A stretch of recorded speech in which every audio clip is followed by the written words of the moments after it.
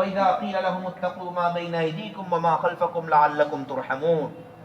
আর কিছু মানুষ এমন আছে, কিছু ইনসান এমন আছে যাদেরকে কখনো বলা হয় যে তোমরা তোমাদের সামনের এবং পিছনের জিনিসগুলোকে ভয় করো, অর্থাৎ পিছনে যেগুলো গুনাহগুলো করেছো এই গুনাহগুলোকে ভয় করো, গুনাহ ছেড়ে দাও, এই গুনাহগুলোকে ভয় করো, এবং তোমাদের সামনে যেই গুনাহের কারণে যে শাস্তিটা নির্ধারিত এটাকে ভয় করো। কিছু মানুষ এমন আছে তাদেরকে বলা হয়, সতর্ক করা হয় যে তুমি এত গুনাহ করেছো, এই গুনাহটা ছেড়ে দাও, টিভি দেখা ছেড়ে দাও, কোন মিথ্যা কথা বলা ছেড়ে দাও, ঘুষ খাওয়া ছেড়ে দাও, বিভিন্ন সুদ খাওয়া ছেড়ে দাও, এই কথাগুলো বলা হয়, কারণ এগুলোর পরিণতি ভালো নয়। বারবার বলা হয়, উদ্দেশ্য কি? যদি ছেড়ে দেয় মানুষ, লাআল্লাকুম তুরহামুন, তাহলে তোমাদের উপরে দয়া করা হবে। যদি ছেড়ে দেয় তাহলেই দয়া।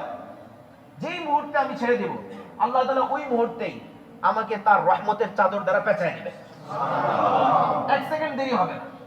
আমাদের গায়ে ময়লা লেগে যাওয়ার পর আমরা যখন পরিষ্কার হয়ে আসি তখন বলে যে ওর গায়ে তো ময়লা লাগানো আছে।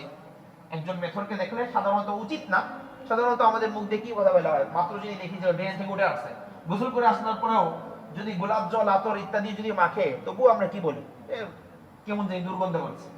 যেহেতু তার গায়ে আমি ময়লাগুলো দেখেছিলাম, এই কারণে আমরা এই ধরনের কথা বলি।